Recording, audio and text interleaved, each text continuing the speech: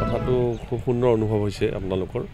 এতিয়া অকল ডায়েটতে নহয়, ৰাষ্ট্ৰীয় ঘাইপথ আমাৰ যিটো আছে দুই কাষে এজাৰ ফুল ফুলা দেখা গৈছে আৰু এই সমীৰণৰ মধুৰ স্পৰ্শত সুগন্ধি এজাৰে বিলাই বহাগ যে আমাৰ পৰা আঁতৰি গ'ল সেয়া এটা সূচনা আমাক দিছে, সেয়াৰ এটা প্ৰকাশ আজি ইয়াতে পাইছে।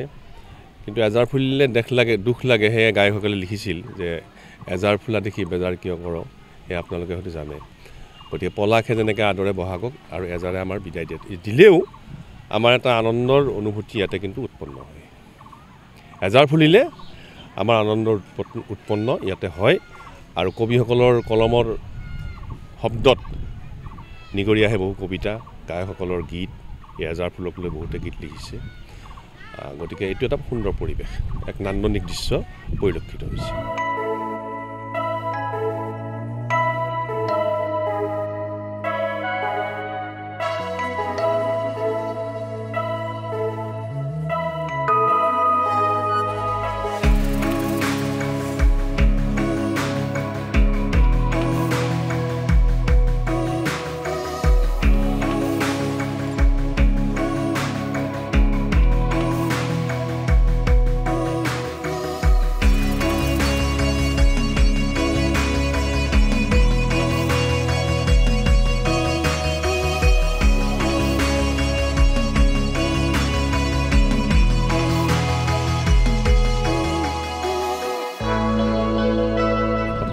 খুব সুন্দৰ অনুভৱ হৈছে আপোনালোকৰ।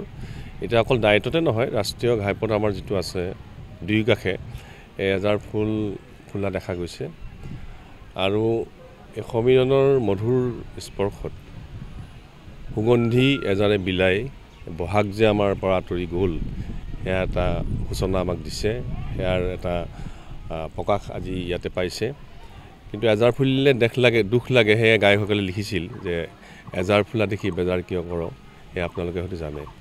গতিকে পলাশে যেনেকৈ আদৰে বহাগক আৰু এজাৰে আমাৰ বিদায় দিলেও আমাৰ এটা আনন্দৰ অনুভূতি ইয়াতে কিন্তু উৎপন্ন হয়। এজাৰ ফুলিলে আমাৰ আনন্দৰ উৎপন্ন ইয়াতে হয় আৰু কবিসকলৰ কলমৰ শব্দত নিগৰি আহে বহু কবিতা, গায়কসকলৰ গীত, এই এজাৰ ফুলক লৈ বহুতে গীত লিখিছে। গতিকে এইটো এটা সুন্দৰ পৰিৱেশ, এক নান্দনিক দৃশ্য পৰিলক্ষিত হৈছে।